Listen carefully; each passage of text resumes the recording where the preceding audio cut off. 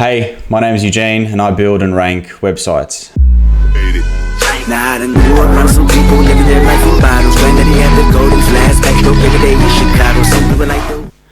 So what's the difference between website design, SEO, PPC, SEM, all of these terms that have just been thrown around in the last 10 or 15 years? So maybe let's start by reframing a little bit. Let's take a step back. You're a business owner, or you're looking to start up a business, or you've decided that you want to do something to grow the business. You want to get more phone calls, you want to get more inquiries, you want to show up online, whether it be on Facebook, Instagram. The most obvious one is Google, and that's probably the one that we get the most requests. And so since we're on the same page, we want to do something to grow the business, to get inquiries, to get more phone calls. The very sensible place that everyone starts is generally, hey, I need a website. Obviously, we've registered the business, we've done all the ABNs and ACNs and things like that. We've probably already got maybe a Facebook page, maybe a LinkedIn page, Instagram, all of the non-turbo sort of baseline stuff that you generally need. So you're looking to build a website, or you already have a website and you're saying, hey, you're probably being spammed. Hey, I'm a SEO and I can get you first page rankings, and you're not really sure what the differences are.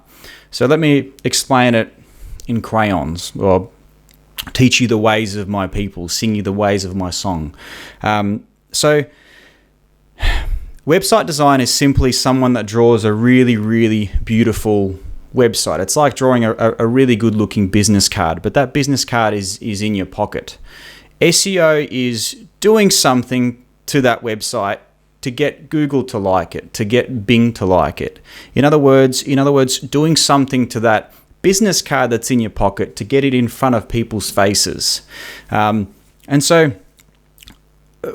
where I started off many years ago is I built hundreds of websites myself. I started off with custom stuff, Wix, Weebly, Squarespace, exactly where everybody else starts. And I built hundreds of websites. Whether it be a month down the track, a year down the track, I myself noticed those websites are not really showing up anywhere. And so I kept on getting the same phone calls back, the same inquiries back. Hey, you built me a really good looking website. I'm really happy with it. But like, the whole point of this website was to grow my business. Not always. Some people just want a landing page and they don't actually need any more business, and they just want to just be present, just tick that box that a website is there. So that's fine. That's where website design is all that you really need. And so after building so many of these and wondering, hey, why are these websites not showing up? I started to learn by building. I built thousands of websites just to test the algorithm. So back to the basics. Difference between SEO and website design is SEO is something that you do to a website weekly. Could be daily, definitely monthly, to build that taller building. So you're acquiring assets such as additional blogs, additional pages. You're doing things to your website, so when Google visits you, they feel that you're more of an authority in the space, that you're more trustworthy on this topic, whatever that topic might be. So if we restart just a little bit and discuss the basics of how Google makes decisions. Imagine you've walked into a library, but there's just one library for the whole world, and all of the world's books are in that library. So we're talking like billions of books. There's also, I'd imagine, billions of websites out there. And so you've walked up to the counter, and you want a book about how to grow your left tricep, just specifically left. I'm not sure which one you're going to see. Anyway, so Google, within a second, will present you the best results for that query. So that means that the books that it's found have been optimized in such a way to please Google and show them what they need to see quickly, because obviously there's probably thousands of millions of plumbers out there, millions of cardiologists, lawyers, accountants, right? So how does your website appear above the rest. That means we need to be doing something to your website on a weekly, monthly basis for Google to begin trusting you. Now, that is SEO, search engine optimization, pleasing the Google gods. It's like being that kid at the front of the class that just sucks up to the teacher, and he's the first one to put his hand up. He's the first one to hand in his homework. I wasn't that kid, by the way. I was the first kid to get kicked out of the class. Like, literally, would walk into the classroom, Eugene, out. What do you mean, miss? I didn't, sir, miss. Eugene, out. Like, I didn't even do it. Anyway, but that's what it's like. It's like sucking up to Google, presenting things on your website that pleases the Google gods. And what I mean by the Google gods, Google judges every single website almost equally. When I say that, there's different niches. There's the medical, there's the finance, there's all sorts of different ways that Google judges your website. Kind of like the city council, whether it approves that house. Is that house allowed to go up or not? So that means that Google send what's called crawlers. A crawler is like a guy with a clipboard that walks past your house and says, "Oh, I like those tiles. Good tiles." They check the foundation. They check how many pages, how many blogs, how fast does your website load, what infrastructure it's using. And then what it does, there's a 200-page checklist, which I've published it on our website. So the things that we know Google looks for. Now, it goes to the next house and the next house, and it does the same checklist. And then it comes at the end of the street. It's like, yeah, this house is number 1. That house is number 2. That house is number 3. Number 1 gets roughly 30% of the traffic on those results. After 3rd, 4th, it just drops off heavily. I mean, there's a joke out there. If you want to hide a dead body, you hide it on page 2 of Google, which is the truth. So that's SEO in a nutshell. Now, if I break down those 200 factors in 3, I call them 3 pillars, and they all really funnel into one pillar, which is trust. If Google trusts you, you will begin moving up the ranks. It's slow and steady, moving up the ranks every week, every month. When we do something to your site, you'll generally be crawling up the ranks, as long as we're pleasing the Google gods in that manner. But what they actually look for, now, that trust is earned in 3 ways. In fact, there's 200 and probably more, but I've sort of blocked it down into 3 pillars. Topical authority and things that happen on the website.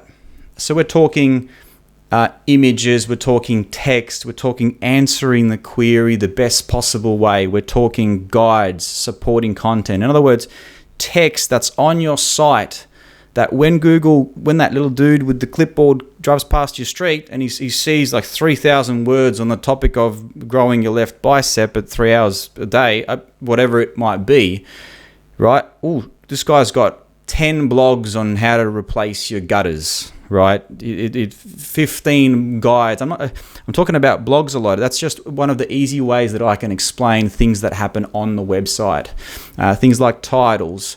So that's the first pillar. Things that happen on the site, so call it sculpting. We're sculpting Michelangelo's David, right? We're adding a bit of marble here, we're chipping it away here, right?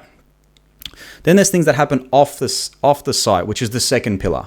So these are not things that you visually can see on the website. These are the things that happen off the website completely. So for example, mentions from other websites. They're called backlinks. Now, backlinks come in all shapes and sizes. For example, to get a backlink from Yellow Pages is quite simple. It's probably going to be almost free. So it's a little directory. Then you have things like being mentioned on somebody's blog. So here's a personal trainer, and on his website somewhere, he's either published a blog or he's mentioned somebody, and he's mentioned your website, and you're also in the fitness industry. As long as you're in the same space, as long as you're in the same niche, that is the most valuable link mention that you can receive. Now, the bigger that site, the more traffic that's getting, the more link juice will come over to your site. And so once again, pillar 1 was things that happen on the site: text, pictures, images, videos, pages, how big is your site. Pillar 2 is things that happen off the site, in the background. In other words, mentions from other websites. The more mentions, the better. And it has to be a diversified amount of mentions. You need some directories, some niche specific, some general, some citations. It goes quite deep. There's a whole bunch of different backlinks that we acquire on a monthly basis. Now, the third pillar, I'm probably not going to dive too deep into this, but it's a very, very technical one. Okay, that dude with the clipboard that's judging your house, right? He doesn't have time. Like he just wants to be in and out, mate. Just like these lockdowns, in and out. You know what I mean? Just so the third pillar is presenting to that dude with the clipboard. In other words, the Google crawler. When they crawl your website, it's essentially a spider, and that spider goes from the top down as quickly as possible. And it's almost like skimming a site. You'll pay attention to the titles. You'll pay attention to the SEO titles, the meta description, definitely the speed. If you've got an image on there that's more than 300, 400 kilobytes, especially on your homepage, and it chokes that crawler, that crawler's like, man, this is, when it compares you to another website that is lightning fast, that paths that red carpet for that crawler, guess which website Google's going to choose. So the technical component of SEO is speed. It's creating that path for that crawler to visit the whole site very quickly. So things like internal links, internal anchor text, keyword density, content silos. We're talking about showing certain code, hiding certain code, making sure that things are as presentable as they can. Kind of like when the teacher walks in, Eugene just sticky tapes somebody's books to a fan, and sorry, Yakov. And the teacher comes in and everyone's just like nothing's happened. We only just threw all the chairs out the window. Yakov's books on the ceiling fan. Sorry, man. I apologize. If to hit me up, I'll build you a free website. And the teacher comes in and everyone's like, we're good. That's essentially what that sounds bad, doesn't it? No, it's not like that. It's literally just making sure that Google can see your website the best possible way. So there's no rubbish. There's no pages with thin text. There's like a page with under 100 words of text generally is a low quality page. Google is attempting to clean up their index. In other words, they're trying to clean up the internet of all the rubbish stuff that's just going up. And you can sometimes see those pages when you go to like page 10 of Google. You see all this random miscellaneous crap. Now, if Google, Frank, can you keep it down, Frank, please? Thank you. He's hunting for things. Anyway, so you want to present Google with the best possible version of your sculpture and hide the rubbish. So then every page of your website is worth something. It shares a great experience to the greater community, to the Google index, that is. Man, I've gone way deeper than I expected. So back to another question. Hey, shouldn't it be the responsibility of the web guy for my website to be SEO optimized? Look, it depends what you paid for. It depends what the expectation is. These days, website design and SEO are two very, very different things. If you want your website to have a chance ever in progressing on the Google index, you have to be building the website with SEO in mind.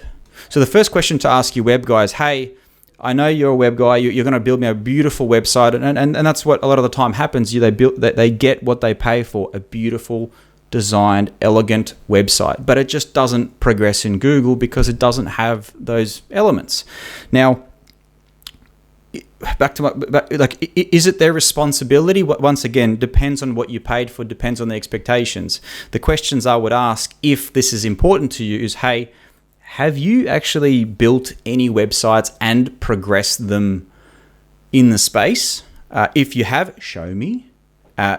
Show me their rankings. Show me like, hey, I'll Google that. Just tell me where it should show up. And you just get an understanding of, is this person capable? Because every web guy out there right now will say, my websites are SEO optimized. What does that even mean? I mean, I guess it depends what you mean by SEO optimized. Will it show up somewhere? Yes, I guess. So the questions are, hey, have you actually progressed any websites through the ranks? Show me which ones. Level 2 is, hey, have you done any websites in my space and you've progressed them through the results? So if you're a builder, you generally want someone that has A, built building sites, and B, progressed building sites and has them to show. Or you're a cardiologist or a surgeon. You generally want to lean to someone that has had experience in your space, because these websites are quite different with the way Google judges them. So look, this is coming from me. I started off for many years being that web guy, and my pure obsession is I felt like I was doing a disservice selling just websites because I realized that they don't progress. I actually stopped building websites just for the sake of websites because I felt like I was doing people a disservice. Even though they were just paying for a pretty website, I was just like, no, I need to figure out how this works. I need to be that better solution because I'm not happy with the way we're going about things. So another way to understand the difference between website design and SEO is like, hey, you've hired a web guy to build your website. In other words, you've hired a printing company to draw that once again really pretty business card. It's got that material. Oh, it just feels very nice, very nice. It fits into people's wallets really well. It has this chip. It flushes the toilet. You know what I mean? It's a beautiful, beautiful business card. It's a beautiful, beautiful website. You know what I mean? Expecting that website to climb the ranks in Google just from the web design work is like saying, hey, Mr. Printing Company, go get that business card and go shove it in people's faces. No. Don't shove it in everybody's faces. I only want the ones that want to build a house, or the ones that are looking for a dentist in Brighton, right? So that's the sort of mindset is when you have a website built and it's just a website and you're not asking the questions about, hey, well, what's the next step in growing?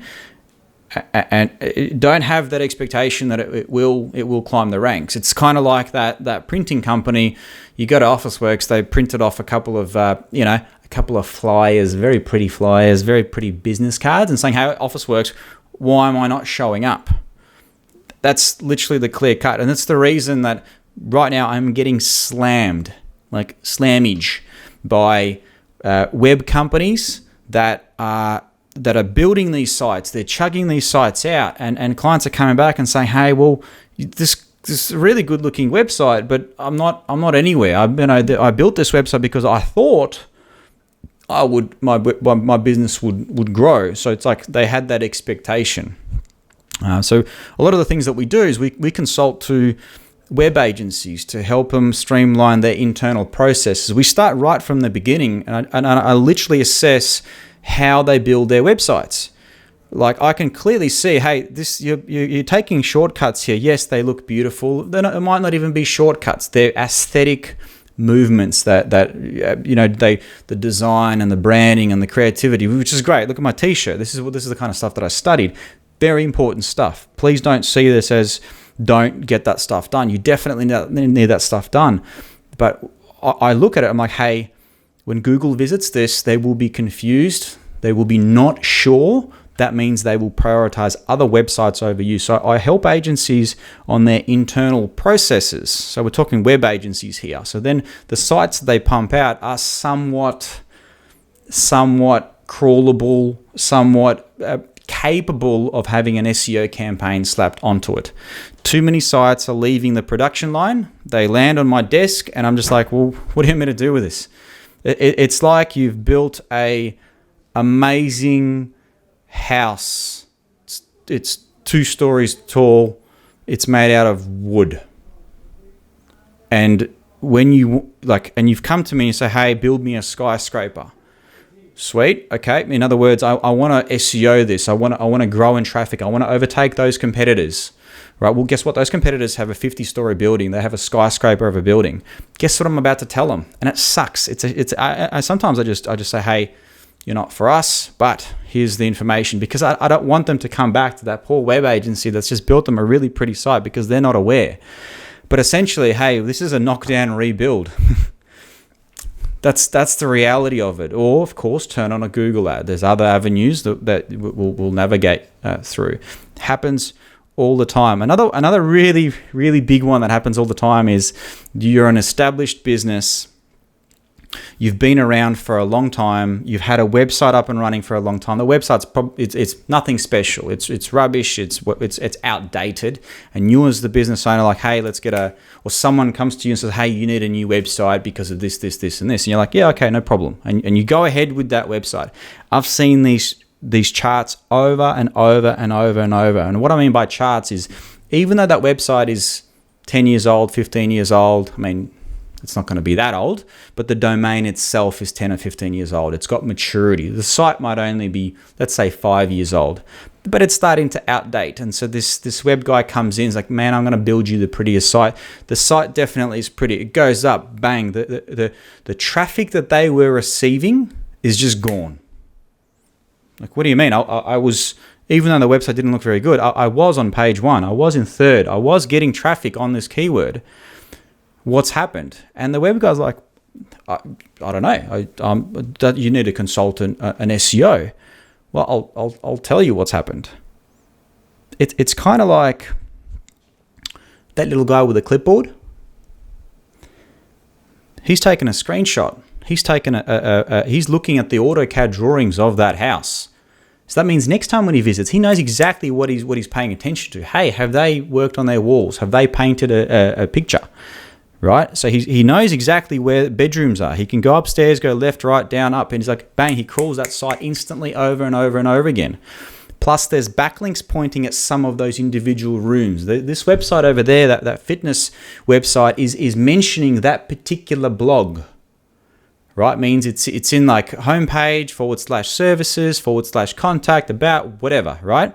All of a sudden, you've got this new website that's going up that's it changes the URL structure. In other words, those bedrooms, those rooms, they're in different places. So it's like when Google visits again, oh, that room is gone. Oh man, that room was trustworthy. That room was getting visitors because we trusted it. Oh shit, we've seen that room go up there. Bang, you've just lost things. Now, there's ways to mitigate them. There's definitely going to be a bit of a reset on the SEO, a reset in Google trust. The tips to mitigate these things is match the URL structure that they used to have. As terrible as it may have been, match it. So the web guy should build out page by page exactly the same URL structure. So if your website was website /blog /tips for tradies, guess what? That page better be there on the new site. Otherwise, you will lose your authority, your trust, and it will reset the SEO. Not completely. Another thing to do is what's called a 301 redirect. Means that web guy better place have something in place where when Google visits that page, when Google, they go with a clipboard, you say, hey, that page, that room was there. Now it's over here. Quick, it's over here. So it's really clear. You're still going to get that reset.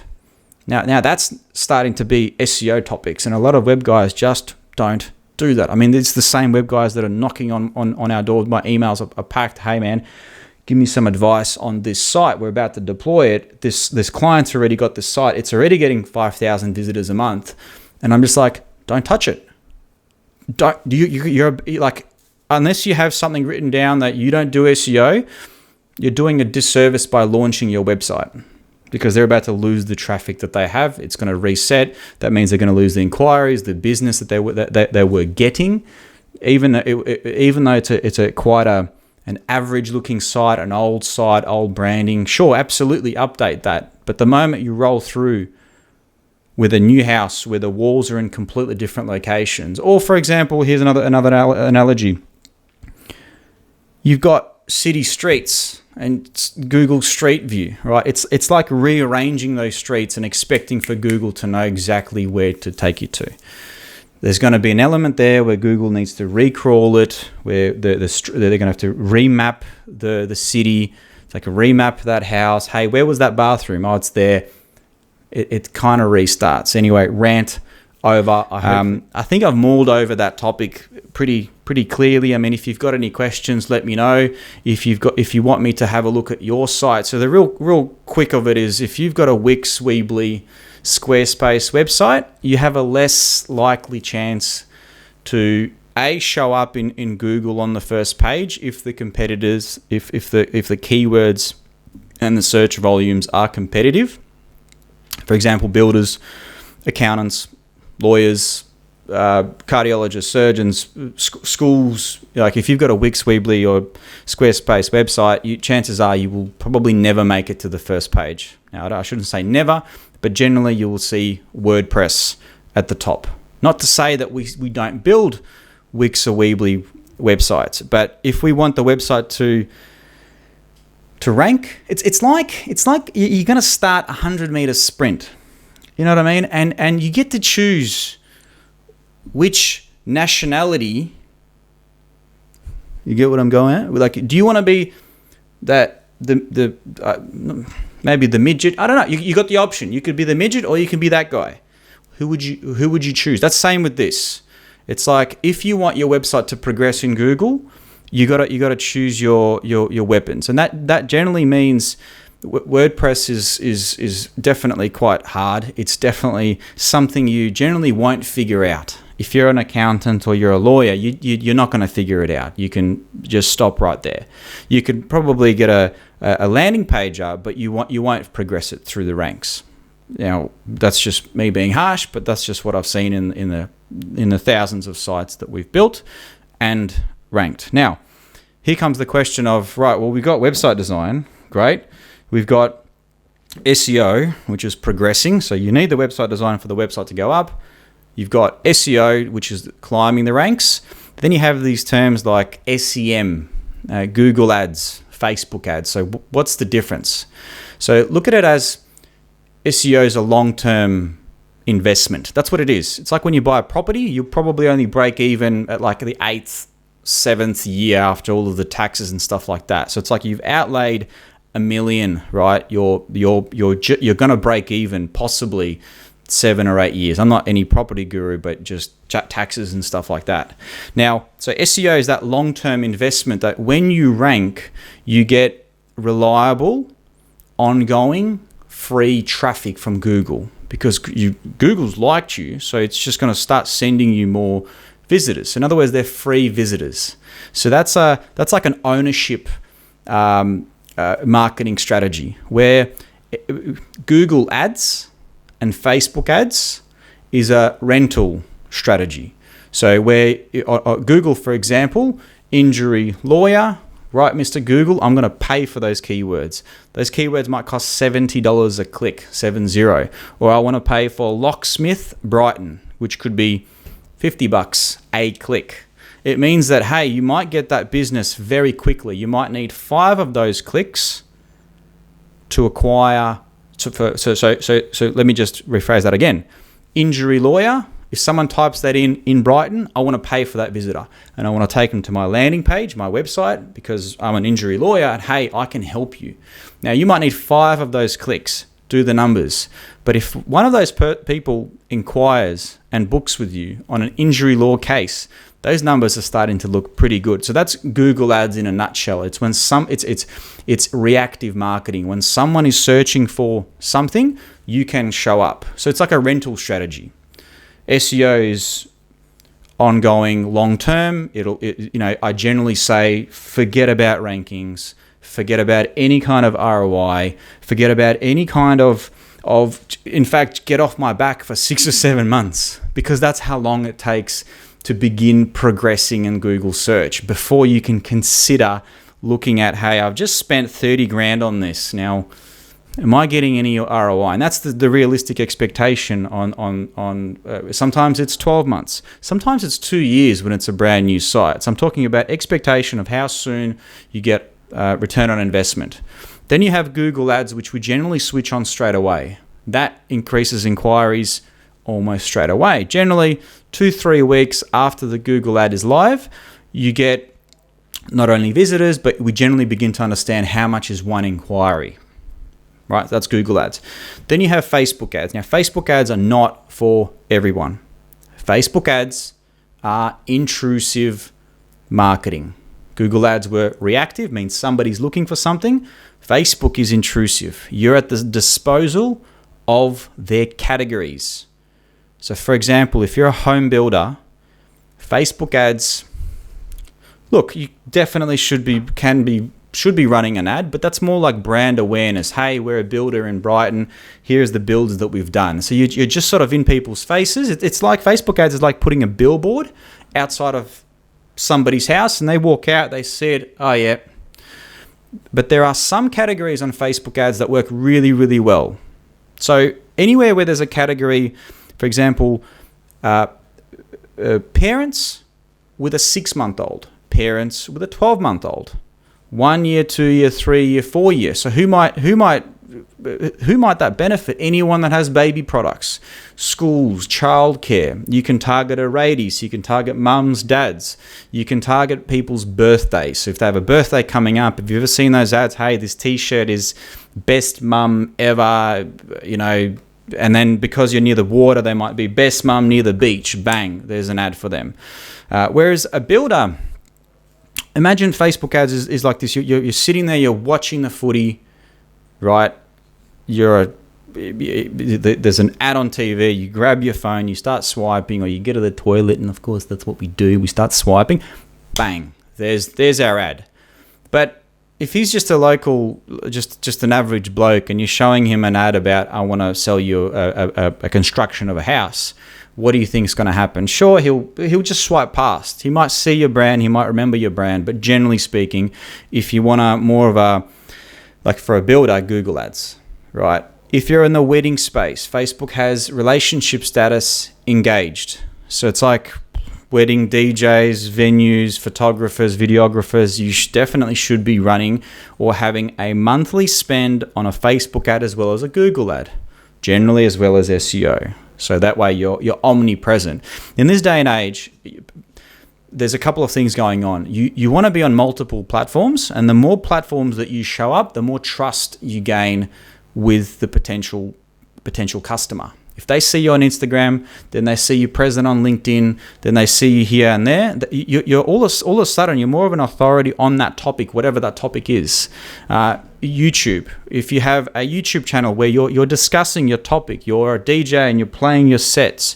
I don't know if you want to do that if you're, a heart surgeon and, show your operations. Probably won't work in that manner, but every business is different and it's definitely custom to every business. But some projects, Facebook ads is absolutely lethal.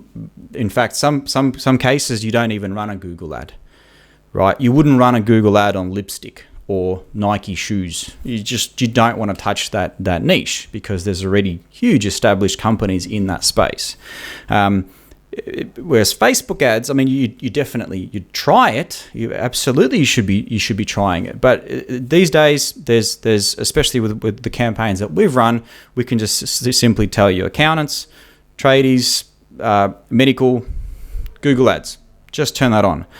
For a dentist, for example, Facebook ads can do quite well if you get them on a loss leading offer. Free teeth whitening, and then they come in, they see your practice, you've got gentle hands. That client is going to stay with you for life, right? So there's that kind of stuff. I've blabbered on a lot. Hopefully that makes sense. So I was literally just going to touch on the difference between website design, SEO, and PPC. I think I've covered it well. Did we just have some green tea? Just give me a sec. I'm trying to think if I've... Look, I think that's going to do. Thanks, guys. Thanks for your time. Send me your website. I'll record a quick video, just giving you my little 5 cents. Don't get offended if I tell you get off Wix. All the best, guys. Keep safe. Now I done grew up around some people living their life in bottles. Granddaddy had the golden flask, back door every day in Chicago.